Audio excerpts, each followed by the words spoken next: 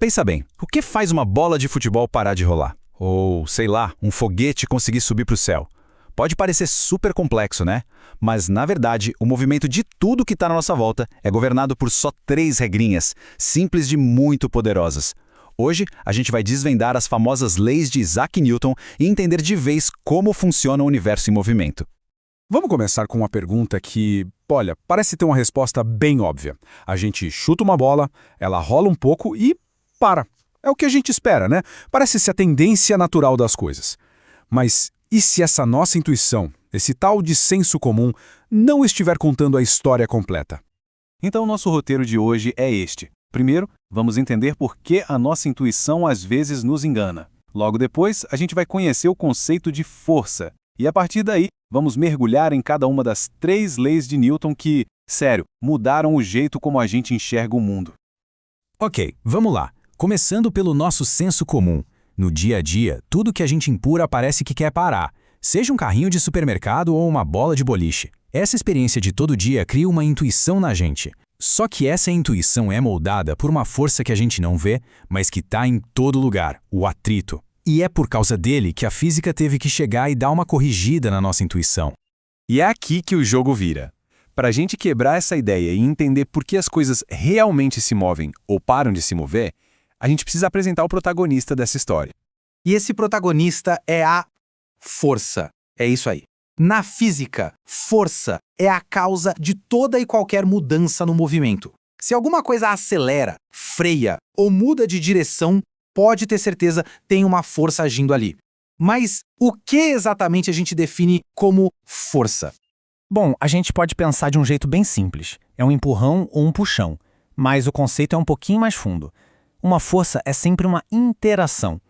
Um objeto não tem força guardada dentro dele, sabe? Ele exerce força em outro objeto, ou o ambiente exerce força nele. É sempre uma via de mão dupla. E tem vários tipos, né? A força normal, que impede a gente de atravessar o chão, a de atrito, que freia tudo, a de tensão, que puxa as coisas por uma corda, e o peso, que é a atração da Terra puxando a gente para baixo o tempo todo. Vale a pena ter esses nomes em mente, porque eles são a base de tudo. Beleza. Agora que a gente já sabe o que é uma força, estamos prontos para a primeira lei de Newton. E é exatamente aqui que a física bate de frente com aquela nossa intuição do começo. Então se prepara, porque essa lei vai bagunçar a ideia de que as coisas simplesmente param sozinhas.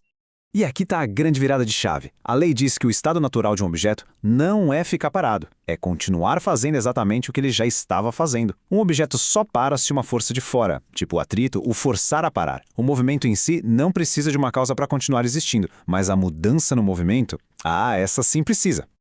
Um disco de hóquei ilustra isso perfeitamente. Numa mesa comum, ele para rapidinho. No gelo, com bem menos atrito, ele vai bem mais longe. Agora, numa mesa de air hockey, que quase não tem atrito, ele desliza e desliza e desliza.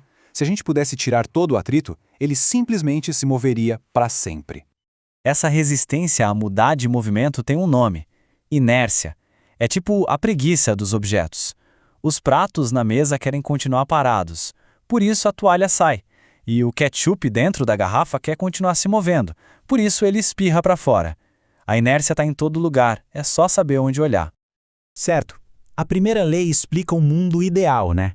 Aquele em que as forças se anulam e nada muda. Mas vamos ser sinceros, na maior parte do tempo as forças não se anulam. O que acontece quando o empurrão é mais forte que o atrito, por exemplo? É isso que a segunda lei de Newton vai nos contar. E aqui está ela, talvez a equação mais famosa de toda a física. F igual a ma. Ela é a receita do bolo, a fórmula que diz exatamente como uma força afeta um objeto. A força que sobra, a resultante, é igual à massa do objeto vezes a aceleração que ele ganha. Basicamente, essa é a regra do jogo do movimento. E o que essa equação mostra é uma coisa bem simples e direta. Se a gente pegar um objeto com a mesma massa e dobrar a força que empurra ele, a aceleração dele vai dobrar também. Se triplicar a força, a aceleração triplica. É uma relação perfeitinha. E aqui tem um detalhe que é crucial entender. Uma força não é necessária para manter o movimento, como a gente viu na primeira lei. Uma força resultante causa aceleração, ou seja, ela causa uma mudança na velocidade, seja para fazer algo começar a se mover, para parar ou até para mudar de direção. E finalmente, chegamos à terceira e última lei. As duas primeiras se concentraram no que acontece com um objeto só. Mas a terceira lei, ela amplia a nossa visão. Ela revela uma simetria, uma coisa linda e universal sobre a natureza de toda a interação. As forças, gente, sempre vêm em pares. Sabe aquela frase, para toda ação existe uma reação igual e oposta? É isso. As forças nunca agem sozinhas. Quando alguém empurra uma parede, a parede empurra a pessoa de volta, com a mesmíssima intensidade. Mas aqui está o pulo do gato, o que muita gente se confunde.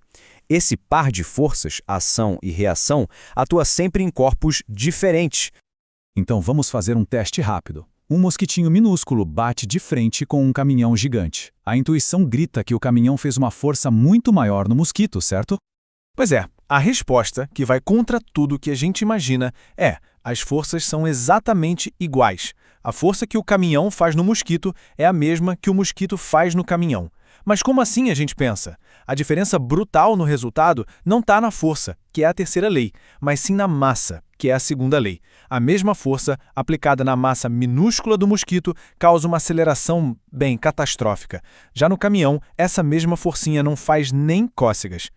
E aqui a gente vê como tudo se encaixa. A primeira lei é o ponto de partida, o que acontece quando não tem força sobrando. A segunda lei é a matemática, como calcular o efeito de uma força.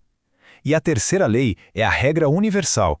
Toda força faz parte de uma dança, de uma interação mútua.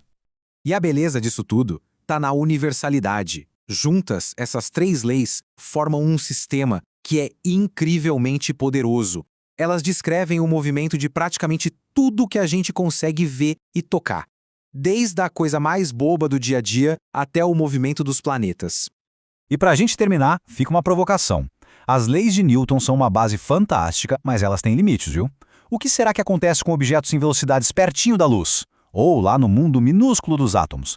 Isso aí abre portas para outros universos fascinantes, como a relatividade e a física quântica, mostrando que a busca pelo conhecimento, essa sim, nunca para.